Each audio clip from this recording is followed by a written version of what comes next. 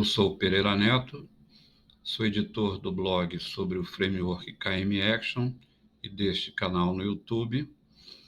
Se você ainda não é inscrito nesse canal, peço para que se inscreva. E se você gostar desse vídeo, deixe seu like. Bem-vindos ao canal e vamos ao vídeo. Este vídeo é a parte 9 do tema Inteligência Artificial. Nele iremos falar sobre o modelo de inteligência de Michio Kaku. Vamos começar nosso vídeo falando sobre o conceito de inteligência e inteligência artificial, falar sobre o livro O Futuro da Mente, de Michio Kaku, onde ele aborda, dentre outros temas, a teoria multidimensional da inteligência, que compreende uma série de níveis de inteligência. São 4 níveis de inteligência que nós iremos ver a seguir. Então, vamos ao vídeo. Michio Kaku é um físico teórico e futurista que escreve extensivamente sobre o tema da inteligência artificial e seu impacto potencial na sociedade. Ele é conhecido por seus livros científicos populares e palestras sobre física, cosmologia e futurismo, que frequentemente abordam o tema da inteligência artificial.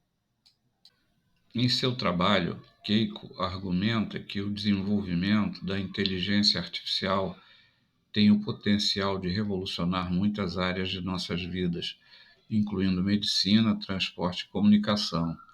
Ele sugere que a inteligência artificial acabará superando a inteligência humana e que estamos à beira de uma nova era em que as máquinas serão capazes de realizar tarefas que antes eram consideradas de domínio exclusivo dos humanos. Kaku também enfatiza a importância de entender as possíveis consequências da inteligência artificial e a importância de desenvolver diretrizes éticas para seu uso. Ele argumenta que, à medida que a inteligência artificial se torna mais avançada, será cada vez mais importante para a sociedade considerar as implicações éticas do seu desenvolvimento e uso. O Futuro da Mente é um livro de não-ficção do físico teórico Michio Kaku, publicado em 2014.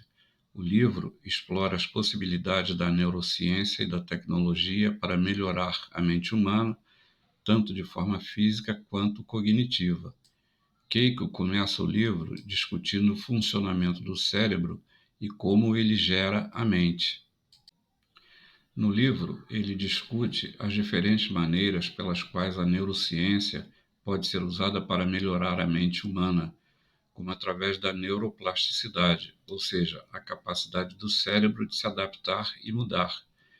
Ele também discute as diferentes maneiras pelas quais a tecnologia pode ser usada para melhorar a mente, como através de implantes cerebrais, que podem ser usados para melhorar a memória, a aprendizagem e a cognição. O Futuro da Mente é um livro abrangente e informativo que explora as possibilidades da neurociência e da tecnologia para melhorar a mente humana. Kaku é um escritor claro e envolvente, e ele faz um excelente trabalho de explicar conceitos complexos de neurociência e tecnologia em linguagem acessível. O livro é uma leitura obrigatória para qualquer pessoa que esteja interessada em aprender mais sobre o futuro da mente humana. Sintetizando alguns pontos principais do livro, nós podemos dizer que o cérebro é um órgão complexo que gera a mente. A neurociência e a tecnologia podem ser usadas para melhorar a mente, tanto de forma física quanto cognitiva. É importante usar essas tecnologias de forma responsável e ética. E é importante garantir que essas tecnologias sejam acessíveis a todos. Segundo Kaku, inteligência é uma capacidade de se criar um modelo do mundo usando múltiplos ciclos de feedback ou interação em várias dimensões, por exemplo, temperatura, espaço, tempo, a fim de se atingir uma intenção ou resultado desejado. Pode-se chamar isso de teoria multidimensional da inteligência, porque ela enfatiza a ideia de que os animais criam um modelo do mundo, principalmente em relação ao espaço e entre outros animais, ou seja, numa dimensão social, enquanto os humanos vão além e criam um modelo do mundo em relação ao tempo, tanto futuro como passado. Em seu livro, Keiko propõe 4 níveis de inteligência, conforme podemos ver na imagem. No nível 0, os entes são capazes de interagir com o ambiente, mas não são capazes de se movimentar ou possuem pouco movimento. No nível 1, os entes são capazes de se movimentar espacialmente, ou seja, possuem consciência do espaço. No nível 2, os entes possuem consciência social. E no nível 3, os entes possuem consciência temporal, ou seja, presente, passado e futuro. Agora, vamos ver com mais detalhes cada um dos níveis, começando com o nível 0. Nele, o ente é estacionário ou tem mobilidade limitada. Ele cria um modelo do mundo usando um ciclo de feedback de alguns poucos parâmetros, variáveis ou dimensões. Por exemplo, a dimensão temperatura. Nesse exemplo, o nível mais simples de ente é um termostato.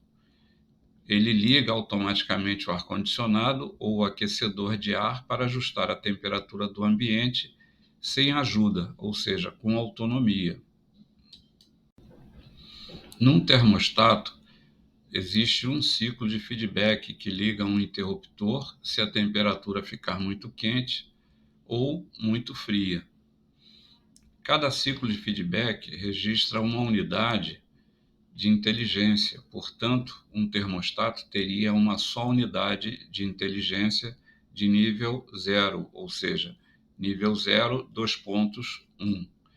Desse modo, podemos classificar a inteligência numericamente, com base no número e na complexidade dos ciclos de feedbacks usados para se criar um modelo do mundo. A inteligência já não é uma vaga compilação de conceitos indefinidos e circulares, mas um sistema de hierarquias que podem ser classificadas numericamente. No próximo exemplo, nós temos um celular moderno que é equipado com vários sensores que permitem uma variedade de interações por meio desses sensores. Alguns dos mais comuns encontrados em smartphones são acelerômetro, giroscópio, magnetômetro, sensor de proximidade, sensor de luz ambiente, sensor de impressão digital, sensor de câmera e GPS. Neste exemplo hipotético, o smartphone em questão teria um nível de inteligência de 0, 2.8. Neste outro exemplo, nós temos um smart car, ou carro inteligente, que também é conhecido como carro conectado ou veículo autônomo. Ele é equipado com uma variedade de sensores que permitem recursos avançados de direção autônoma, segurança e assistência ao motorista. Alguns dos sensores comuns encontrados em carros inteligentes são câmeras, sensores de radar, sensores de luz, sensores ultrassônicos, GPS, sensores de pressão de pneus, de infravermelho, de chuva, de temperatura, do nível de combustível. Também podemos ter sensores de monitoramento da pressão arterial do motorista e sensor de detecção de fadiga. Neste exemplo hipotético, o Smart Car em questão teria um nível de inteligência 0, 2.12. Os exemplos anteriores referiam-se a artefatos ou entes artificiais ou fabricados pelo homem. Neste exemplo e nos posteriores, começaremos a ver os entes naturais, ou seja, entes produzidos pela natureza. A inteligência em micro-organismos é um campo de estudo em desenvolvimento que examina a capacidade desses organismos unicelulares de realizar tarefas complexas e exibir comportamentos que podem ser interpretados como formas de inteligência. Embora os micro-organismos, como bactérias e fungos, sejam organismos simples em comparação com os animais ou seres humanos, eles têm a capacidade de responder a estímulos ambientais e interagir com o seu ambiente de maneira adaptativa. Ainda no nível zero de inteligência, nós temos as plantas. A inteligência em plantas é um tópico interessante e complexo que tem recebido atenção crescente da pesquisa científica. Embora as plantas sejam organismos diferentes dos animais, elas têm a capacidade de exibir comportamentos adaptativos e respostas complexas ao ambiente que podem ser consideradas formas de inteligência. A partir do nível 1 de inteligência, nós temos os animais. No nosso exemplo, os sentidos dos répteis, como a audição e o paladar, geram ciclos de feedback adicionais. A totalidade desses numerosos ciclos de feedback cria uma imagem mental de onde o réptil está situado no mundo e onde outros animais, por exemplo, a presa, estão situados. Assim, o nível 1 de consciência é controlado principalmente pelo cérebro reptiliano, conforme podemos ver na imagem. Os organismos com mobilidade e um sistema nervoso central têm nível 1 de inteligência, que inclui um novo parâmetro para medir suas mudanças de local.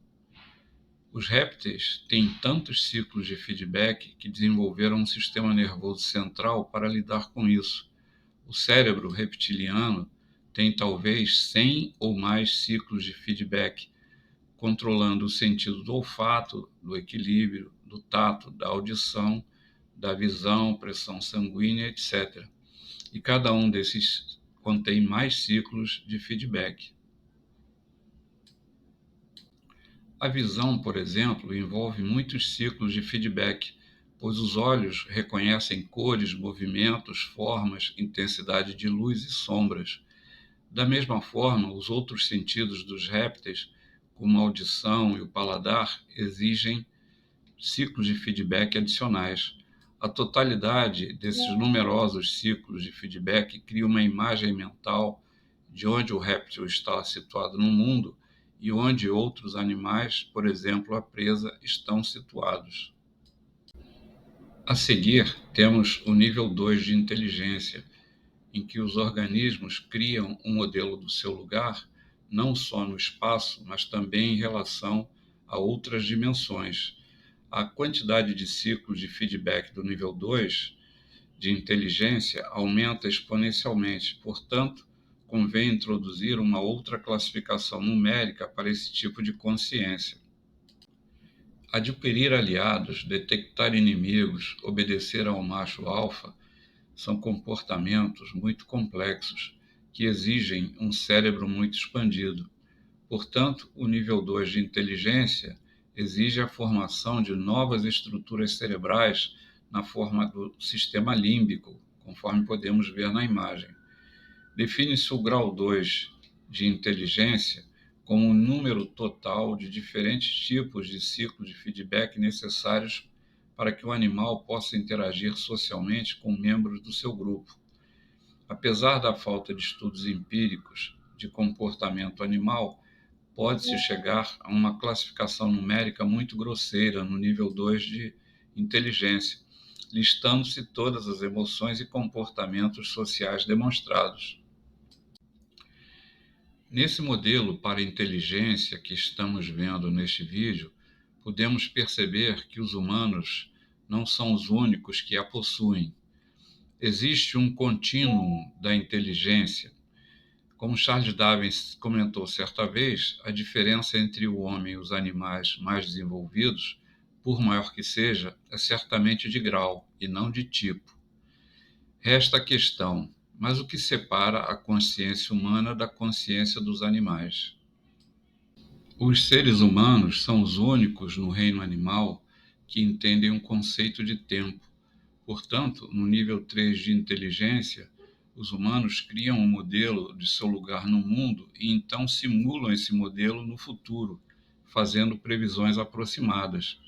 A inteligência humana é uma forma específica de inteligência que cria um modelo do mundo e o simula ao longo do tempo, avaliando o passado para simular o futuro. Quando se atinge o nível 3 de inteligência, são tantos os ciclos de feedback que precisamos de um diretor-geral para analisá-los a fim de simular o futuro e tomar uma decisão final. Por isso, o nosso cérebro difere do cérebro dos animais, principalmente na expansão do córtex pré-frontal, situado logo atrás da testa, que nos permite ver o futuro. A maior conquista do cérebro humano é a capacidade de imaginar objetos e situações que não existem no mundo real. E é essa a capacidade que permite pensar no futuro. O cérebro humano é uma máquina de antecipação e fazer o futuro é sua função mais importante. Os primatas elaboram planos de curto prazo, por exemplo, para encontrar comida, mas há indicação de que planejem isso com mais do que algumas horas de antecedência. Os humanos são diferentes. Apesar de confiarmos no instinto e nas emoções em muitas situações, também analisamos e avaliamos informações de vários ciclos de feedback.